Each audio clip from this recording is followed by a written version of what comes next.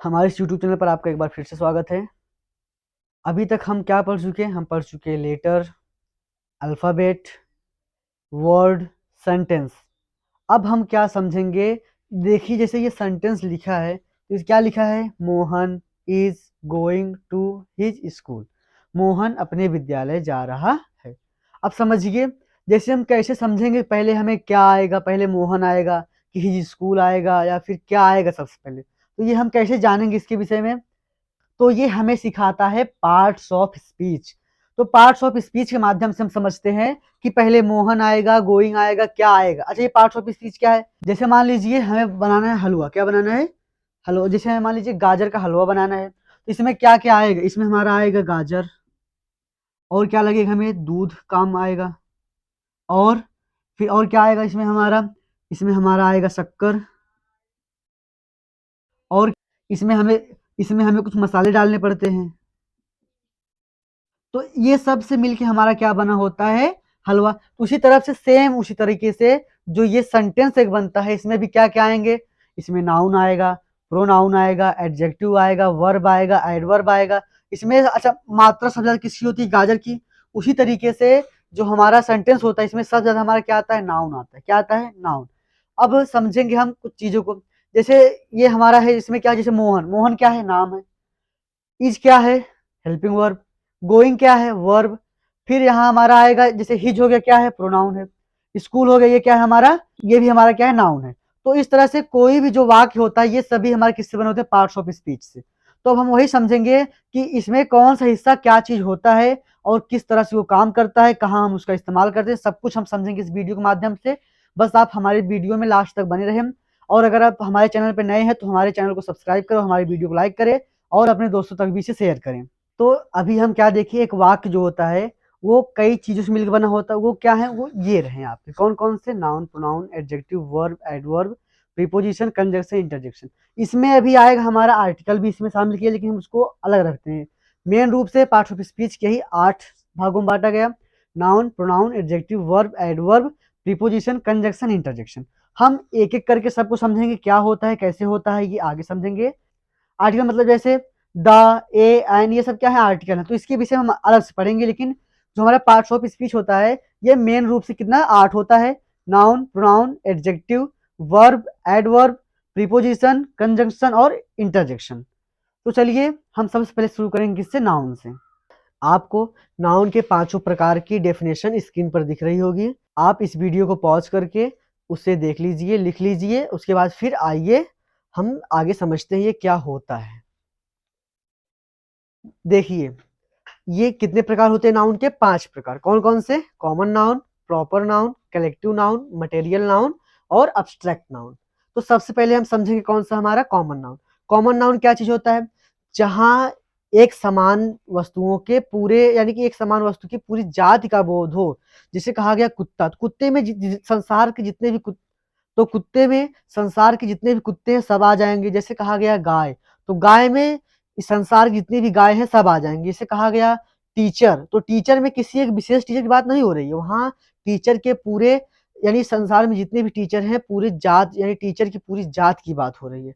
तो इस तरह से ये जो हमारा कॉमन नाउन है, ये एक समान चीजों के, एक समान व्यक्तियों के, एक समान स्थान के पूरे समूह, यानी उनके पूरे उसकी उनकी जात का बोध कराता है। जैसे हो गया हमारा बॉय। बॉय मतलब लड़का। लड़का मतलब यहाँ किसी एक विशेष लड़की की बात नहीं हो रही है। जब लड़का कहा जाता है तो लड़का यानी जितने भी लड़के होते हैं संसार में, हम सब की बातें कर रहे हैं। जैसे कहा गया डॉग। डॉग मतलब कुत्ता। जैसे कुत्ता मतलब किसी हम एक विशेष कुत्ते की बात नहीं कर रहे हैं, हम यहाँ पूरे कुत्ते यानी उनकी पूरी जात की बात कर रहे हैं। फिर जैसे कहा गया कंट्री। कंट्री मतलब देश। देश मतलब क्या हम अपने इंडिया की बात कर रहे हैं? नहीं। देश मतलब कोई भी देश हम ले सकते हैं। फिर अब प्रॉपर, ये हो गया हमारा कॉमन नाउन। तो कॉमन नाउन के बाद क्या है हमारा? Proper noun. प्रॉपर नाउन क्या होता है? ये किसी विशेष वस्तु, व्यक्ति या स्थान के नाम को क्या बोलते हैं? प्रॉपर नाउन बोलते हैं। क्या बोलते हैं? Proper noun. जैसे जब हम बॉय बोलेंगे, बॉय मतलब पूरे लड़के जात की बात हो रही है। जब हम मान लीजिए उसी में एक लड़का है जिसका नाम मोहन है, अगर हम बॉय बोलेंगे मतलब हम सभी बच्चों से कह रहे हैं, सभी लड़कों से कह रहे हैं। जब हम बोलेंगे मोहन, यानी हम उसमें से केवल मोहन की बात कर रहे हैं। जैसे कहा गया डॉग यानी कुत्ता, तो हम केवल डॉग की बात कर रहे हैं। जब हम बोलेंगे मोती, जैसे मान लीजिए कोई डॉग है उसका नाम मोती है, तो यानी हम केवल उस विशेष कुत्ते की बात, यानी उस जो जिसका नाम मोती है, केवल हम उसकी बातें कर रहे हैं। जैसे हो गया कंट्री, जैसे हो गया कंट्री, कंट्री मतलब हम इस देश यानी इस दुनिया में जितनी भी देश है सबकी बात कर रहे हैं। जब हम बात करें केवल इंडिया की, यानी हम उस पूरे कंट्री यानी जितने भी देश हैं उसमें से हम केवल किसकी बात कर रहे हैं, इंडिया की बात कर रहे हैं। तो उम्मीद कर रहे हैं आपको कॉमन नाउन और प्रॉपर नाउन अच्छे समझ में आ गया होगा। आप अपने आसपास जितनी चीजें दिख रही हैं उसकी एक लिस्ट बनाइए और देखिए उसमें कौन सा प्रॉपर है कौन सा कॉमन, उसमें अंतर बनाकर चेक कीजिए आपको क्या समझ में आया क्या नहीं समझ में। आपको कोई भी दिक्कत हो आप कमेंट करके पूछ सकते हैं। देखिए अब हम समझेंगे कलेक्टिव नाउन। कलेक्टिव नाउन क्या है? कलेक्टिव नाउन ये क्या होता है, ये वस्तुओं या स्थानों के पूरे समूह की बात, यानी किसी व्यक्ति वस्तु या स्थान के पूरे समूह का बात करेगा। जैसे कहा गया बंच ऑफ कीज, देखिए जैसे हो गया बंच ऑफ कीज मतलब चाबियों का गुच्छा। जैसे अगर केवल चाबी कहा गए तो कौन सा नाउन होगा हमारा, वो होगा कॉमन नाउन। क्यों? कुछ वहां पूरी उसकी चाबी की जात की बात हो रही है। जब हम कहेंगे चाबियों का गुच्छा मतलब वहां पर कौन सा नाउन है, वो कलेक्टिव नाउन। क्यों? क्योंकि वहां चाबियों के समूह की बात हो रही है। जैसे कहा गया क्लास ऑफ स्टूडेंट, जब हम क्लास कह रहे हैं क्या है वो, कॉमन नाउन। स्टूडेंट कहे क्या है वो, कॉमन नाउन। जब हम क्लास ऑफ स्टूडेंट्स यानी कि एक क्लास है जिसमें स्टूडेंट्स बैठे हैं और हम उनकी बातें कर रहे हैं तो वो क्या होगा हमारा, क्लास ऑफ स्टूडेंट्स क्या बनेगा हमारा, कलेक्टिव नाउन। फिर जैसे कहा गया फ्लॉक ऑफ बर्ड्स यानी पंछियों का झुंड, पंछियों का क्या, झुंड। तो यहाँ पर ये क्या करें, पंछियों का एक कुछ पंछी साथ में बैठे हैं उनके समूह क्या हम बोल दिए, फ्लॉक्स ऑफ बर्ड्स। जैसे कहा गया हर्ड, हर्ड ऑफ शीप यानी भेड़ों का झुंड, तो ये क्या होता है हमारा, ये सब किस में आएंगे, ये सब आएंगे कलेक्टिव नाउन में।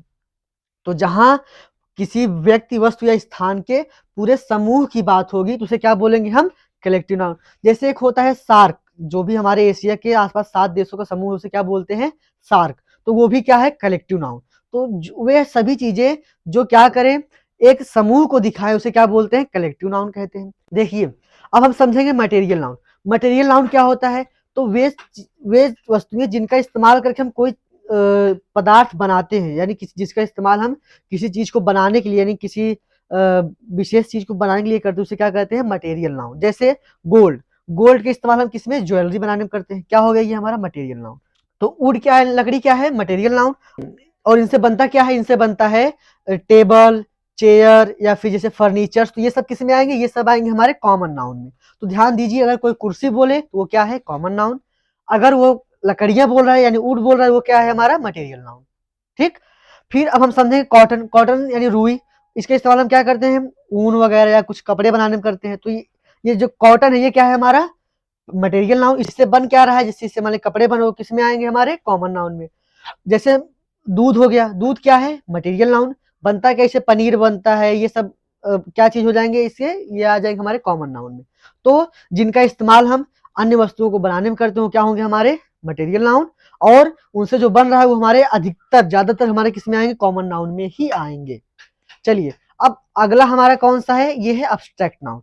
अब्स्ट्रैक्ट नाउन क्या है, ये इसे ना तो हम छू सकते हैं ना तो देख सकते हैं, इसे हम केवल और इसे हम महसूस भी नहीं कर सकते, इसको केवल मन से महसूस किया जा सकता है बस। जैसे एंगर यानी क्रोध, क्रोध हम ना तो इसको देख सकते हैं ना तो इसको हम सुन सकते हैं ना तो इसको स्पर्श कर सकते हैं, इसको केवल ये केवल मन में हमारी एक भावना है जिसे हम केवल मन में महसूस कर सकते हैं बस। जैसे हो गया हमारा ब्रेवरी यानी बहादुरी, बहादुरी भी कोई ना तो इसको हम ना तो कोई इसको छू सकता है ना तो कोई इसको देख सकता है, इस ये भी केवल क्या है, एक भावना है। जैसे कहा गया लव, प्रेम, ये भी क्या है, एक प्रकार की भावना। तो जो अब्स्ट्रैक्ट नाउन यानी ये क्या होती है, भावना होती है, क्या होती है, यानी इसको हिंदी में क्या बोलते हैं, भाववाचक संज्ञा। ये क्या करती है, ये मन की भावनाओं को दिखाती है। जैसे क्रोध, दुख, नफरत, घृणा, प्रेम, भूख, प्यास, ये सब किस में आते हैं, अब्स्ट्रैक्ट नाउन में। तो उम्मीद करते हैं आपको ये नाउन के पांचों प्रकार अच्छे समझ में आ गए होंगे। अब कुछ लोग बोलेंगे अभी हम कल पढ़ के आए थे काउंटेबल और अनकाउंटेबल नाउन, तो वो सब इसी के अंदर से आते हैं। काउंटेबल मतलब अब इनमें जो ये चीजें आपको दिख रही हैं इसमें से कुछ चीजें ऐसी होंगी जिनको हम गिन पाएंगे, कुछ चीजें ऐसी होंगी जिनको हम नहीं गिन पाएंगे। तो जैसे कौन सा हमारा, एक है काउंटेबल, कौन सा है, और एक और हो जाएगा हमारा कौन सा, अनकाउंटेबल।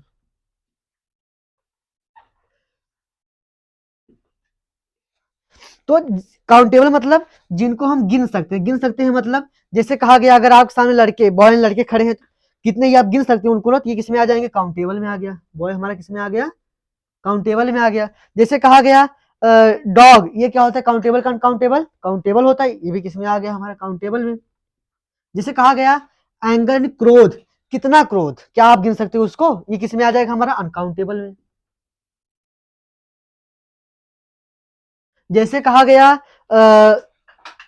जैसे कहा गया कि गोल्ड, क्या आ गया? गोल्ड, क्या आप गोल्ड को गिन सकते हैं? नहीं गिन सकते, तो ये भी किसमें आ जाएगा? हमारा अनकाउंटेबल में।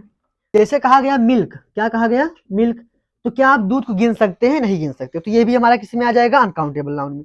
तो काउंटेबल और अनकाउंटेबल, ये जो हम पूरा नाउन के प्रकार पढ़े हैं, इसी के क्या है? वो भाग है। इन्हीं को दो भागों में बांटा गया, काउंटेबल और अनकाउंटेबल में। जिनको हम गिन सकते हैं उन्हें क्या बोलेंगे? काउंटेबल। जिनको हम नहीं गिन सकते वो क्या हो जाएंगे? अनकाउंटेबल। उम्मीद करते हैं आपको ये समझ में आ रहा होगा। देखिए, एक होता है सार्क, क्या होता है? ये क्या चीज है?